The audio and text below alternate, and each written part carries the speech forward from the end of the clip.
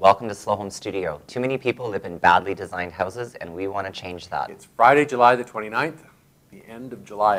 Summer's almost over. It's hard to believe.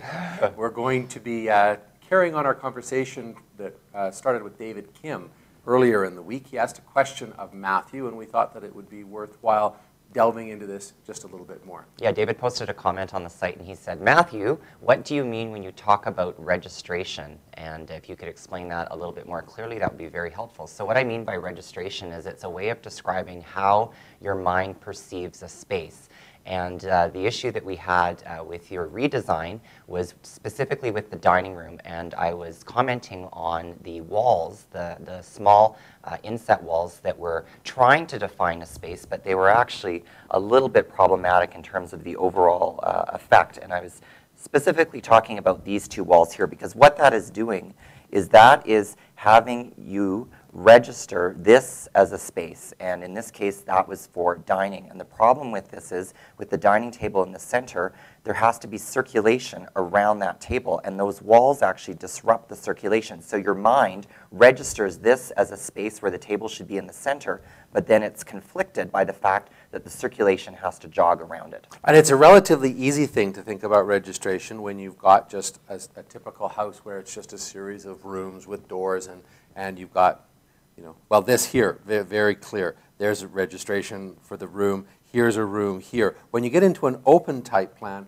that's where the registration can get a little tricky. And if you don't know what you're doing, you can actually cause a fair bit of problem where you won't end up being able to comfortably furnish it and use a space because the registration is off. So to give you an example of what this means, we're going to look at a project that we completed a couple of years ago. Similar size, it's half of the house. The bedrooms are over that way. We've got a garage. We have a family room. We've got a living room, a dining room, and an enclosed kitchen over here with a little eating area, which wasn't particularly happy. And we're going to talk about this dining room space because the clients had this large dining room table, and we can see that the registration of that room is a little off because we've got, first of all, it's a little small, but we've got a circulation that's coming in like that. The table is properly centered on that one table, but it's just hard to move around, and then we have this piece of built-in furniture over there on the side, and getting to that is difficult. It protrudes out as well, so it kind of disrupts your reading of that into the room. So this is the renovation that we did. Do you want to describe that? Yeah, so what we did is we took out the walls around the kitchen, and that allowed the dining space in perception to be larger, because you see that as ending visually at the counter of the kitchen and then ending with the wall here. Then the interesting thing is there's an implied zone of circulation with the stair.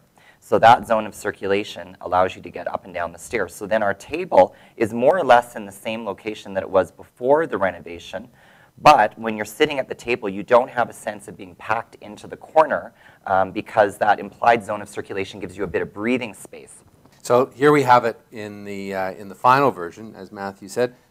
The table can now actually move a little bit out because we've got one zone of circulation there. We've got another zone of circulation there. This has been pulled back so that now you come into a zone of circulation that's sufficiently away from the table in order to be able to make that feel much better. And then we have a continuous piece of millwork now as a shelf that doesn't have that piece over here in the back. Yeah, and you said something really important when you were talking about the point of registration with an open plan.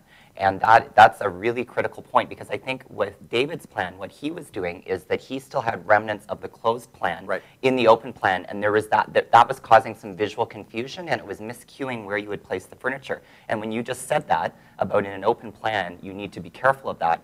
That makes perfect sense to me. Well, I'm glad we finished off July with me saying something that made some sense. We're going to be off on Monday to celebrate the August long weekend in Canada, so we will see you back here on Wednesday. See you Wednesday. Bye.